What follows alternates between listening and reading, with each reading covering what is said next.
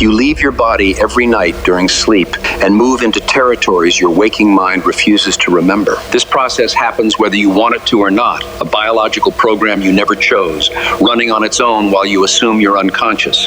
Robert Monroe called one of these floors of consciousness, Focus 23, a band just past physical death, where people trapped in shock, fear, or attachment keep reliving their last thoughts and emotions without realizing the body is already gone. It was there that, according to Monroe, he found millions of consciousnesses stuck on repeat, hypnotized by their own final story, the same way you, still alive, run automatic patterns you inherited about what it means to exist. Even the CIA took seriously the idea that trained consciousness can access information beyond the five senses, and you still insist you're nothing but firing neurons? How much longer are you going to waste pretending to be less than you are, until death shoves you into the realization that you were always capable of tuning beyond this narrow frequency you call reality?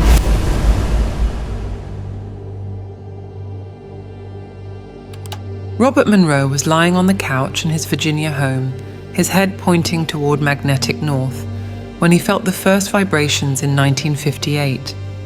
He wasn't a mystic seeking enlightenment. He was a 43-year-old businessman, the owner of a radio station network, and a pilot with hundreds of hours of flight time. The vibrations began after weeks of experimentation with sound patterns for sleep learning. The phenomenon arrived like lightning coursing through his body from head to toe, a living electrical current that paralyzed his muscles while his consciousness remained alert. On the ninth occurrence, Monroe decided not to resist. That's when it happened. His hand passed through the floor, then his entire arm.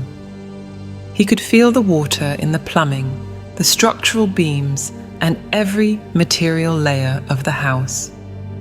3 weeks later, floating against the ceiling, Monroe observed his own body sleeping next to his wife. He tested his lucidity. He could read the clock, identify every piece of furniture, and process complex thoughts. He returned to his body. He checked the physical clock. The time matched exactly. Do you understand what this means? If consciousness functions perfectly outside the brain, then the brain doesn't produce consciousness. It only transmits it while you're focused on the physical. Monroe documented 589 experiences in 3 years. He developed verification protocols. He would visit friends out of body, observe specific events, and confirm them later by phone. He mapped consistent territories that he called Locale 1, 2, and 3. The second territory, Locale 2, corresponds to what theoretical physics calls the fifth dimension, a continuum where thought and energy merge instantaneously, where time doesn't flow linearly, and where beings without physical bodies maintain identity and purpose. The technology that Monroe would create to induce these states would change everything, including the interest of certain government agencies in mapping dimensions that officially don't exist. Monroe discovered that vibrations precede every conscious exit from the body. They come in rhythmic waves, starting at the base of the brain and traveling through the entire body like a gentle but penetrating electrical current. The frequency varies between 10 and 40 cycles per second, below normal auditory perception, but clearly sensible as pulsing energy passing through every cell. You feel these same vibrations every night, but your consciousness is already detuning when they begin. During the REM stage of sleep, approximately 90 minutes after falling asleep, your etheric body partially separates from the physical. Monroe identified this process by observing hundreds of people sleeping in the sleep laboratory he set up at Whistlefield Farm. The brainwave patterns changed dramatically at the moment of separation, dominant theta with bursts of even lower frequencies that conventional instruments can't categorize. The second body has its own density, a form identical to the physical but composed of energy in a different state. Monroe weighed volunteers before and during out-of-body experiences using precision scales. he consistently recorded a reduction of 2.5 to 3 ounces during complete separation. When you're in this second body, your hands can pass through solid matter or, with intentional concentration, touch and move physical objects. Vision works in all directions simultaneously. You perceive the environment in a complete sphere, not through two focal points as physical eyes limit. Why don't conventional medical instruments detect this separation? Monroe worked with technicians from Laurel State Hospital, testing EEG, ECG, and skin galvanometers. During his verified out-of-body exits, where he visited distant locations and described events confirmed later, the instruments showed only deep relaxation. The energy of the second body vibrates in an octave beyond measurable physical matter, like trying to photograph radio waves with a regular camera. The process of going out of phase works through progressive desynchronization between the frequencies of the physical body and the energy body. Imagine two pendulums swinging in perfect synchrony. Gradually, one begins to oscillate at a slightly different frequency until one is completely out of phase. At that point, they occupy the same space but no longer interact directly. Monroe discovered that you can deliberately induce this desynchronization through rhythmic breathing, visualization of the energy body separating, or through the specific sound patterns that he would develop later. Charles Tart, a psychologist from the University of California, documented the case of Miss Z in a controlled laboratory. She floated out of her body and correctly read a 5-digit number placed on a shelf above her head, impossible to see from the bed where she was connected to electrodes. The study was published in the Journal of the American Society for Psychical Research. Carlos Osis and Janet Mitchell conducted 197 experiments at the American Society for Psychical Research, where out-of-body participants identified targets in distant rooms with statistical precision that rules out coincidence. 1 in 4 adults has already experienced at least one spontaneous conscious separation, according to research by Celia Green from the Institute of Psychophysical Research at Oxford. It usually occurs during surgeries, childbirth, and accidents, moments when the physical system enters extreme stress and consciousness ejects as a preservation mechanism. Do you know someone who saw their body from above during a medical emergency, who observed doctors working while floating on the ceiling? These people didn't hallucinate. They experience the natural state of consciousness when it's not trapped in physical density. The nighttime separation during deep sleep serves specific functions that Monroe catalogued through direct observation. The energy body absorbs what he called Locale 2 energy, a nutritive substance that doesn't exist in the physical spectrum but sustains the subtle bodies. Without this nightly recharge, you would experience chronic fatigue that no physical rest would relieve. Information processed during the day is reorganized into patterns that the physical brain alone couldn't structure. That's why creative insights frequently emerge after sleep. The brain doesn't create consciousness, it only anchors and translates it while you operate in the physical world. Monroe demonstrated this by visiting people in comas who were perfectly conscious outside their bodies, observing relatives, hearing conversations, but unable to reconnect with the damaged brain to communicate. When some of these patients recovered, they confirmed in detail what Monroe had perceived about their state, proving that consciousness remains intact, independent of brain function. When Monroe experienced his first conscious separation, the terror was so intense that he immediately sought a medical explanation. Monroe's first thought when he found himself floating was, "I'm having a stroke." The second, "I'm going to die." He forced the return to his body with the desperation of a cornered animal, his heart racing when he reconnected with the physical. His hands were shaking uncontrollably. Cold sweat covered every inch of skin. You've been conditioned since birth to believe that consciousness equals neuronal activity. When that equation breaks, when you find yourself thinking, perceiving, and existing fully while observing your brain meters below, the panic isn't psychological, it's existential. Every structure of reality that sustained your sanity crumbles in seconds.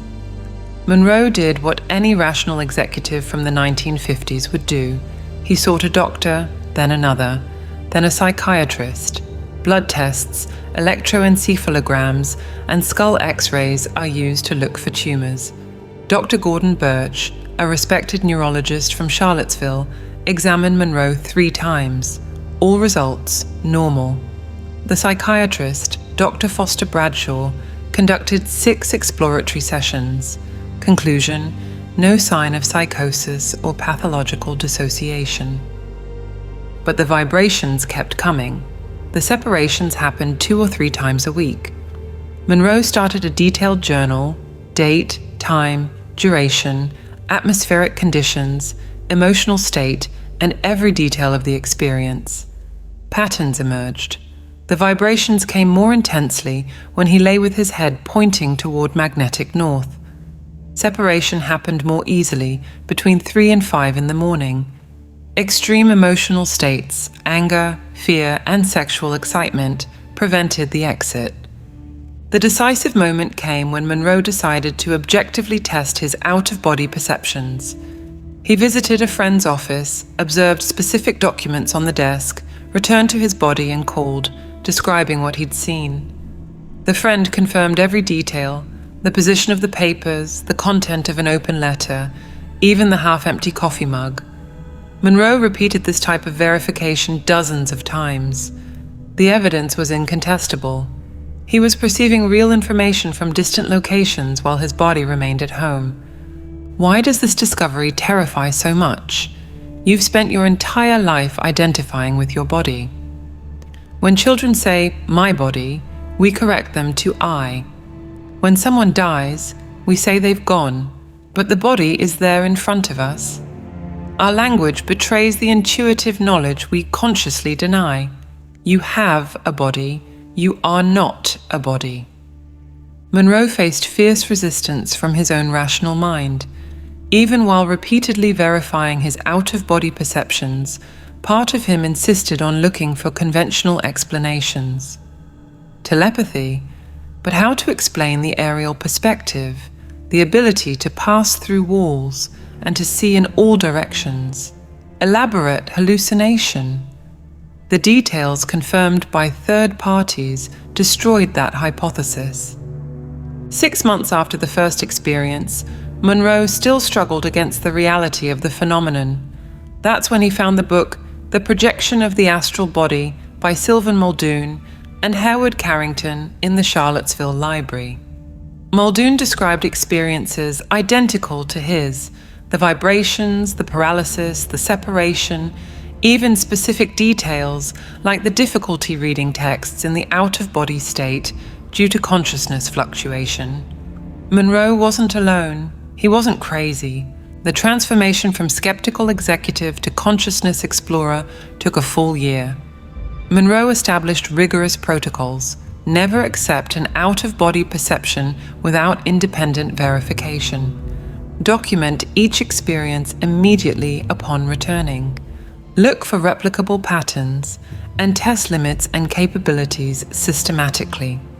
He approached the phenomenon like an engineer dismantling an unknown machine, without mysticism, without prior beliefs, just methodical observation.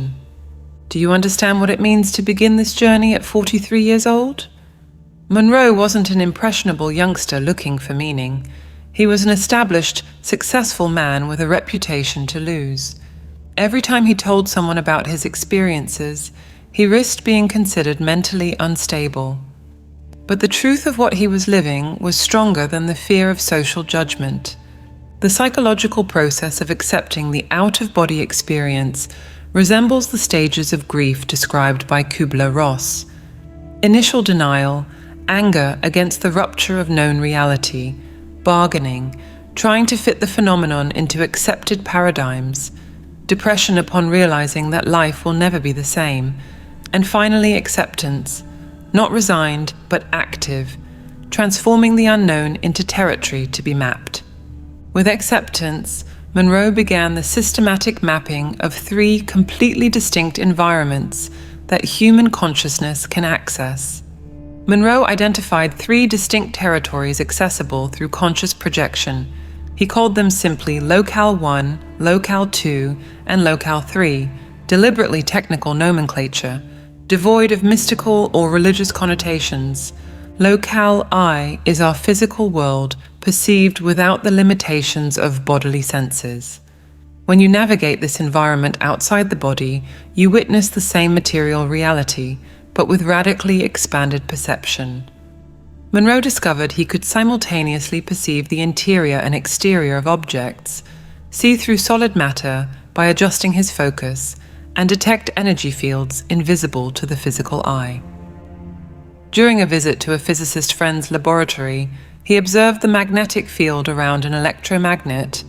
He described it as luminous purple-blue tentacles pulsing in spiral patterns. The friend confirmed that the equipment was calibrated at exactly the frequency and power that would produce the pattern described. In Locale 1, consciousness can travel instantly to any point on the planet by thinking of the destination. Monroe visited his daughter's hotel room in San Francisco while his body remained in Virginia. He described the furniture arrangement, the color of the bedspread, and a specific book on the nightstand. She confirmed every detail by phone the next morning, including that she had changed rooms that afternoon, explaining why the description didn't match her original accommodations. Locale 2 operates under completely different laws. It's the 5th dimension proper, a continuum where thought and substance are identical. When you think of a form, it materializes instantly around you. Monroe discovered this accidentally when, floating in this environment, he thought about being in a park. Immediately, trees, grass, and benches appeared, constructed from a luminous, malleable substance that responded to every mental nuance. Time in Locale 2 doesn't flow linearly. Monroe encountered people who had died decades before and others who would die years later, all coexisting in the same expanded now. He participated in a meeting where a man named B.B. showed him events from his own future life, including the construction of the Monroe Institute, which would only happen 15 years later. When these events materialized exactly as observed, Monroe understood that in Locale 2, you access what quantum physics calls the field of collapse probabilities, all moments existing simultaneously. The inhabitants of Locale 2 maintain humanoid form by habit, not necessity. Monroe observed beings consciously changing appearance, some presenting themselves as pulsing spheres of light, others maintaining the appearance they had in life. Communication happens through direct transmission of complete blocks of knowledge, what he called rotes. In a fraction of a second, you receive information that would take hours to verbalize. It's like an instant download of a compressed file that expands in your consciousness. Each belief system creates its own territory in Locale 2. Monroe visited what devoted Catholics experience as heaven, cathedrals of light, angelic choirs, and the comforting presence of saints and the Virgin Mary. He explored the territory of convinced materialists, a replica of the physical world where they continue denying their dead, creating elaborate explanations for obvious anomalies. He witnessed the void of nihilists, a grey space where nothing happens because they believe nothing exists after death. Locale 3 revealed itself as the most intriguing, a complete physical world, but divergent from ours. Monroe found himself in a different body, taller, thinner, with 6 fingers on each hand. The technology was mechanical and chemical, not electrical. Steam-powered vehicles navigated on magnetic rails. The architecture followed acoustic principles, buildings shaped like spiral shells that amplified and directed sound. In this world, Monroe had another complete identity, childhood memories, a profession as an acoustic architect, and family. He discovered historical records showing that the divergence with our timeline occurred in the 18th century when the Industrial Revolution took a different direction. Benjamin Franklin never experimented with electricity in that reality. Instead, a scientist named Helmut Bronner developed propulsion based on sonic resonance. Monroe methodically mapped routes between these locales. He discovered that specific angles of exit from the body determined the destination. Rolling out of the body led to locale I. Rising vertically with the intention of going to the most appropriate place led to locale II. Locale III required a peculiar twist, like turning 90 degrees in a direction that doesn't exist in three-dimensional space. Later, he would develop a more precise numerical system, focus levels, marking states of consciousness like coordinates on a multidimensional map. Focus 1 is physical waking consciousness. Focus 10, body asleep, mind awake. Focus 15, beyond time. Focus 21, the bridge to other energy systems. Each level vibrates at a specific frequency, and Monroe discovered that conscious beings permanently inhabit these territories. Monroe discovered that navigating between dimensions requires the same type of precision as tuning radio frequencies. At first, you spin the dial randomly, catching static fragments of transmissions, until you learn the exact frequencies of each station. Consciousness works on an identical principle. Each vibrational state gives access to a specific territory of the multidimensional continuum. The first beings that Monroe encountered in Locale II communicated through what he called NVC, nonverbal communication. A being who identified himself as BB instantly transmitted to him an entire consciousness navigation system. They weren't words or images. It was sudden and complete understanding, as if the knowledge had always been there and only now became accessible. In 2 seconds, Monroe received the equivalent of a 300-page technical manual on interdimensional movement. BB revealed something fundamental. Some beings choose to reincarnate repeatedly in the physical world, others consider a single life sufficient, and others have never experienced material density. Earth functions as a high-intensity school.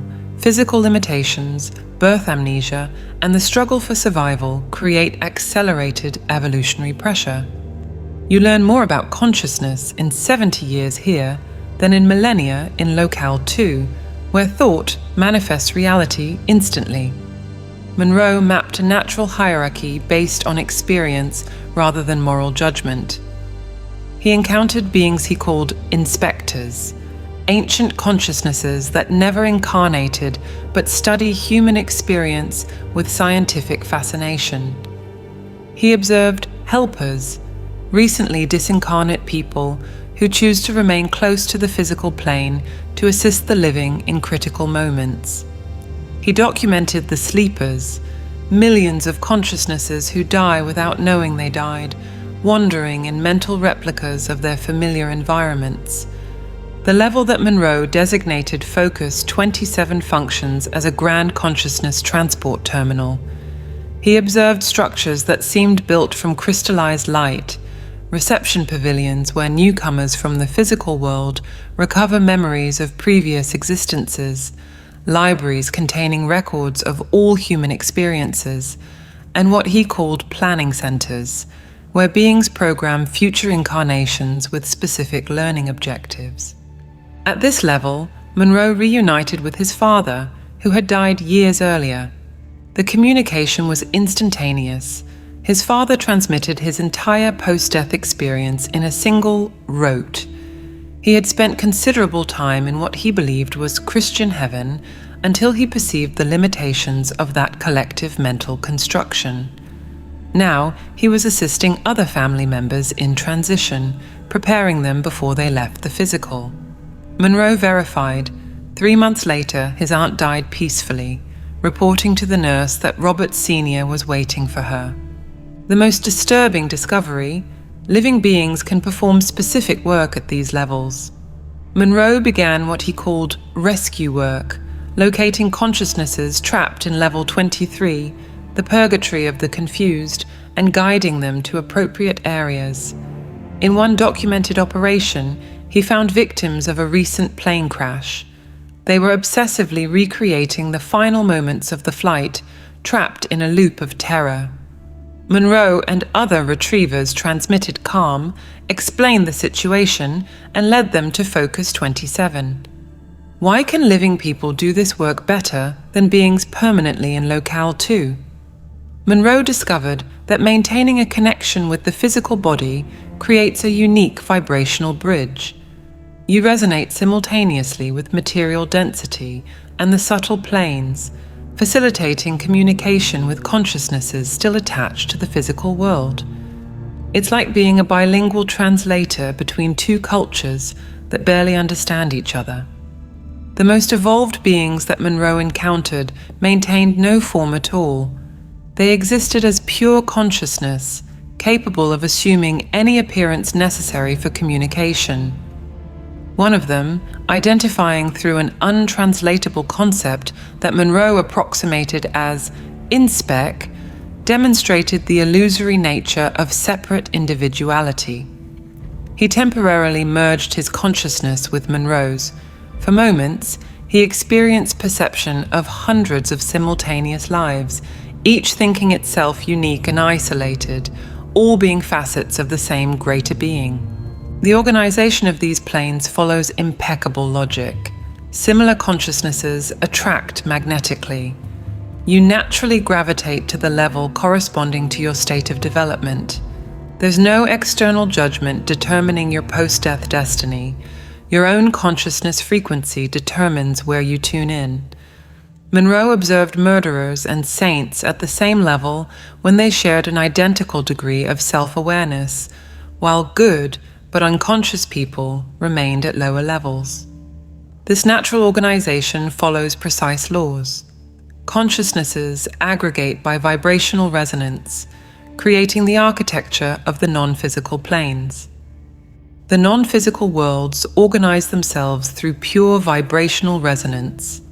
Monroe discovered that consciousnesses vibrating at similar frequencies naturally aggregate, forming distinct territories in Locale 2. Like oil drops on a water surface, each consciousness group creates its own reality bubble, maintained by the collective mental energy of its inhabitants. Focus 23 represents the vibrational band closest to the physical world. Monroe found millions of consciousnesses trapped at this level, people who died in sudden accidents, overdose victims, suicides in shock, and elderly people with severe dementia. They obsessively recreate familiar environments, hospitals where they believe they're recovering, homes where they wait for family members who never arrive, accidents they relive infinitely. A man dead since 1942 was still waiting for the train to Chicago, checking a broken watch, without realizing that 7 decades had passed. Just above, levels 24 to 26 house collective religious constructions. Monroe systematically explored these territories. In Focus 25, he found the Catholic heaven, not metaphor or symbol, but a literal structure built by centuries of concentrated faith. Cathedrals of golden energy where millions of faithful experience exactly the paradise they expected.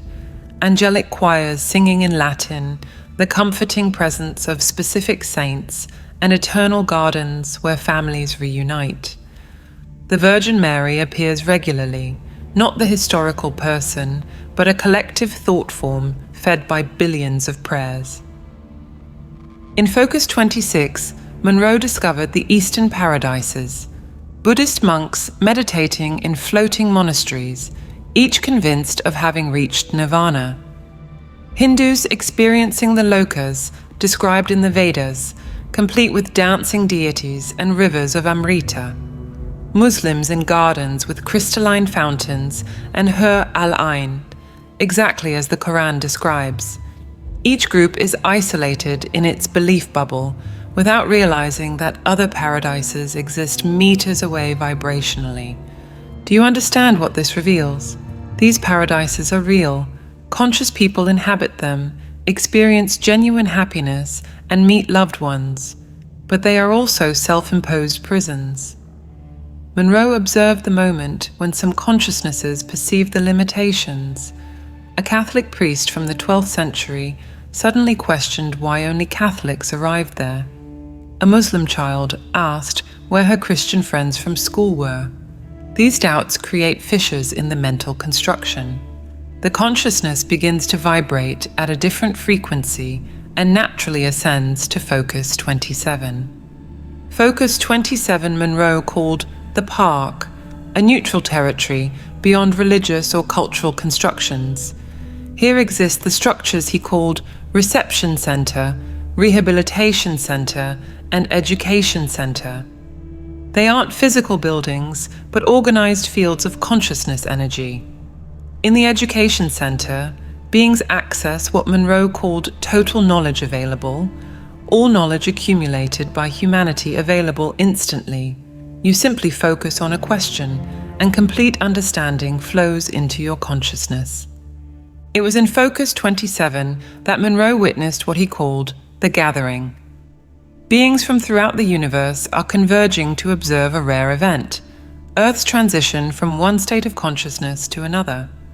He perceived representatives from star systems that even our astronomy hasn't detected, life forms based on principles completely different from carbon biology, intelligences that evolved beyond the need for form.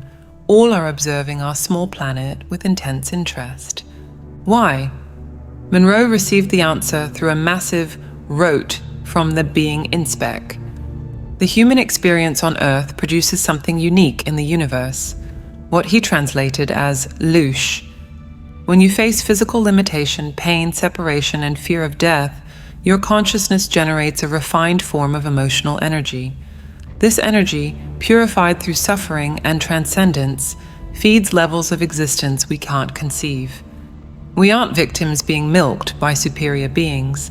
We're voluntary participants in a cosmic system of energy transformation. The closer to Earth in terms of vibrational frequency, the more Monroe encountered what he called M-band noise, millions of human thoughts creating mental cacophony. Fears, desires, obsessions, sexual fantasies, anger, all raw human emotions forming a dense cloud around the planet.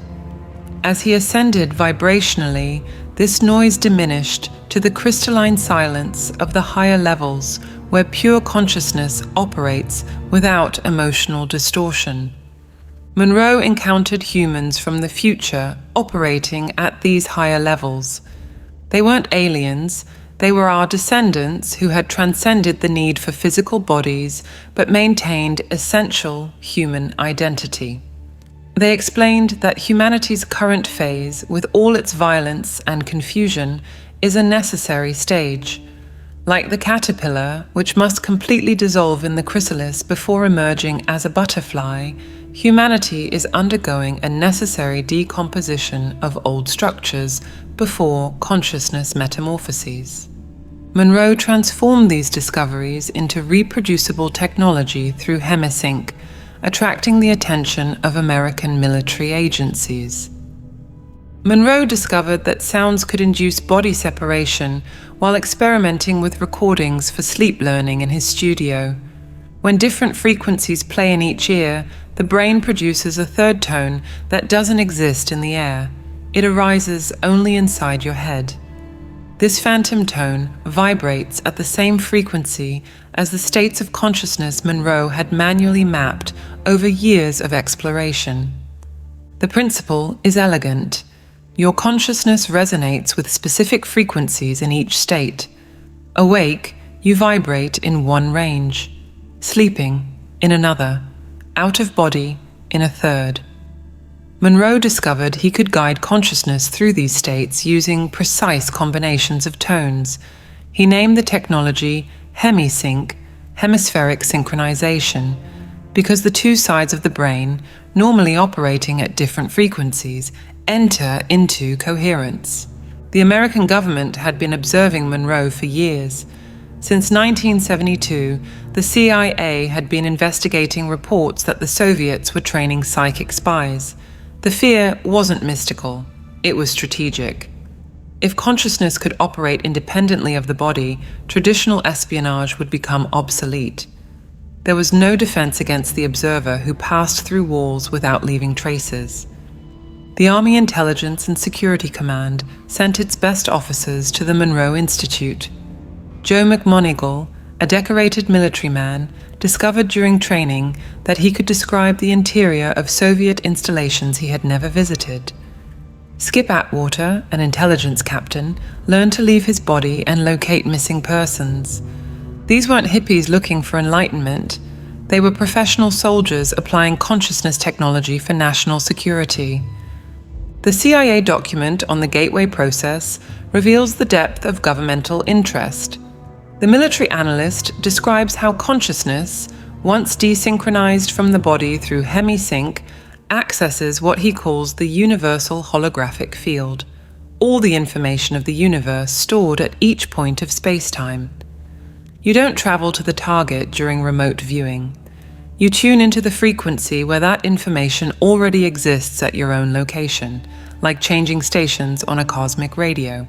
McMonigal executed 150 official remote viewing missions.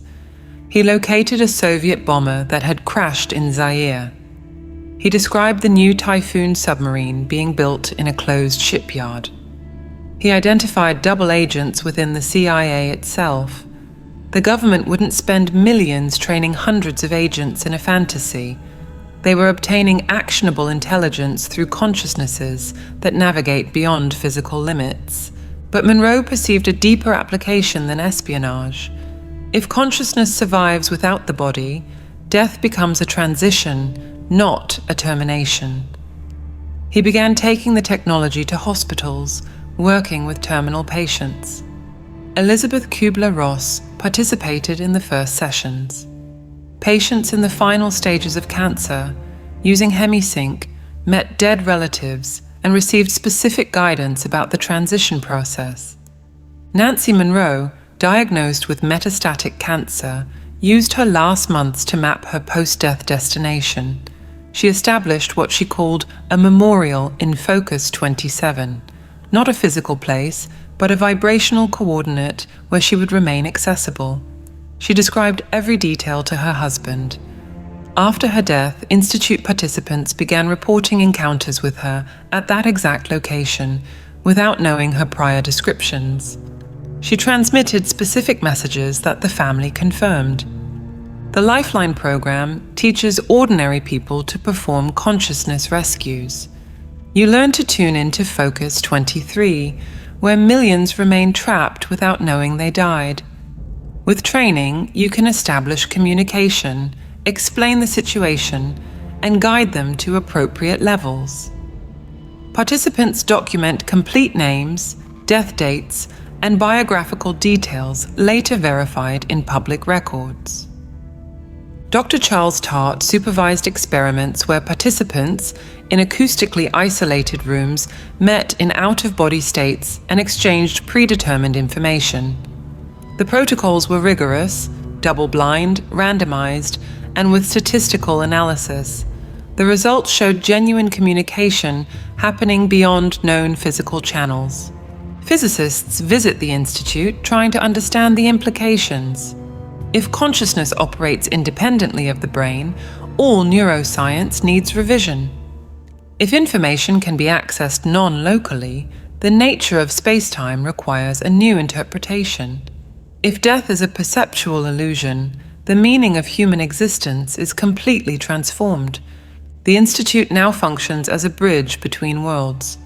Doctors learn to accompany patients in transition. Families prepare to maintain contact after physical death. Scientists explore frontiers of consciousness with methodological rigor. What began as one man's terrifying experience became reproducible technology for navigating dimensions that always existed. waiting only for us to develop the instruments to perceive them. Monroe demonstrated that we are multidimensional beings temporarily focused on a narrow band of perception. The physical body isn't a prison, it's a specialized vehicle for experiences that only material density provides. When you learn to desynchronize your consciousness through specific frequencies, you discover that you have always had access to the entire dimensional spectrum. You could always tune into the fifth dimension, where thought creates reality, where time doesn't flow linearly, and where beings without bodies maintain identity and purpose. Thousands of explorers using Monroe technology report identical encounters in the same non-physical territories.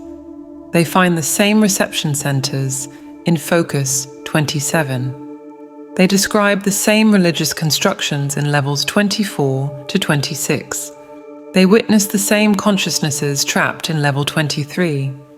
This consistency among thousands of independent reports establishes that these territories exist objectively, not as individual constructions, but as the real geography of consciousness. Military validation transformed mystical experience into operational technology. When intelligence agencies invest millions in training spies to navigate non-physical dimensions, when decorated officers receive medals for remote viewing missions, when classified documents confirm access to information beyond the five senses, you understand that this transcends belief or philosophy. It's a natural human capability that our culture has simply forgotten how to access. Monroe left us more than techniques. He left a map. Now we know what to expect after permanently leaving the body. We know the levels, the challenges, and the opportunities. We can consciously prepare for the greatest transition of existence. We can maintain communication with those who have departed. We can assist those trapped between worlds. Every change begins with understanding your role as co-creator, and the only way to connect with this divine intelligence is through meditation. We've developed a set of audio tools to help you access this higher state of consciousness. To learn more and get immediate access, click the link on screen or in the comments. If this video resonated with you, write in the comments, "It made sense to me."